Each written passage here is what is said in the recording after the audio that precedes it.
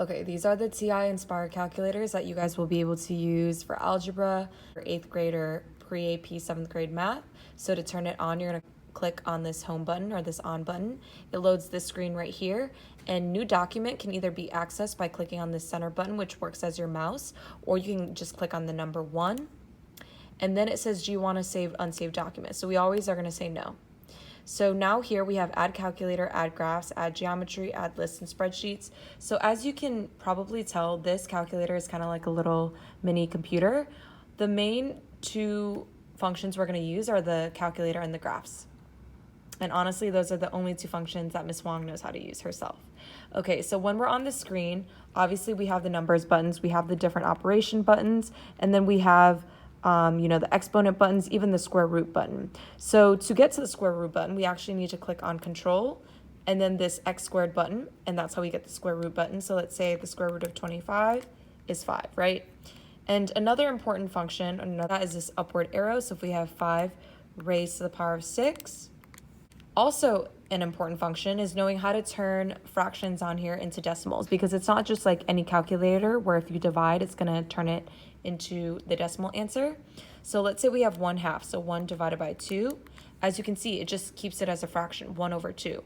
So what we need to do is go to menu, go to number, or press number 2, and then go to convert to decimal or press number 1. So then it'll show answer to decimal, so it's going to turn half into 0.5. And then if we want to flip it around and turn decimals into fractions, let's have 0.75. We're going to go to menu again. We're going to go to number. And underneath, convert to decimal is approximate to fraction. So I can either press on number 2 or go down, press the center, and then press enter. And 0.75 is 3/4.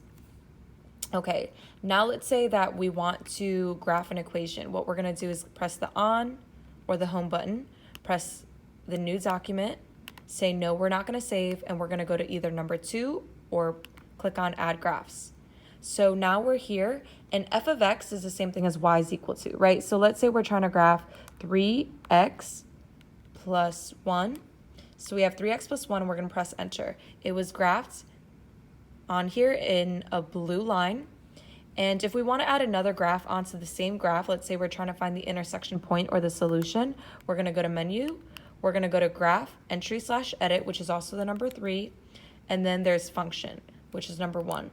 And then we're going to graph our second equation, which is, this is the negative symbol, which is different from the minus symbol, okay? So we have negative 2x plus 6. We're going to press the equal to, and now we have our second function graphed, which, as you can see, is the red line. So let's say we want to figure out what this intersection point is, right? So it looks like it would probably be like 1, about 2, 3, 4, maybe 1, 4. But just to make sure, we're going to go ahead and figure out the intersection point. So again, we're clicking on menu, analyze graph, which is number 6, and then we're going to go to intersection, which is number 4. So I have to, as you can see at the bottom, it says I have to choose the lower bound. So what I'm going to do is drag my mouse to the left side, and then the upper bound, I'm going to go to the right side a little bit. Okay, now it gave me what my intersection is. So let me go ahead and move it because it's a little bit hard to see. But it looks like it's at 1, 4. Okay, so now that I clicked on it, you can see it more clearly. The intersection was at 1, 4. If I didn't want to graph it because this is just way too much work, I'm going to go back to the on button or the home button, click on 1 again for new document. No, I don't want to save. And then once I'm here, I'm going to go to menu, algebra, numerical solve. And I'm just going to type in the two equations that I just graphed. So we have 3x plus 1. And then I'm going to write is equal to, I'm not going to click on this enter right here because I'm not trying to solve it yet, is equal to negative 2x plus 6. And then I need to write a comma, and then after the comma, I'm going to write the variable. So in this case, my variable was x. So I'm going to go ahead and write comma x, end parenthesis, and now I press this enter.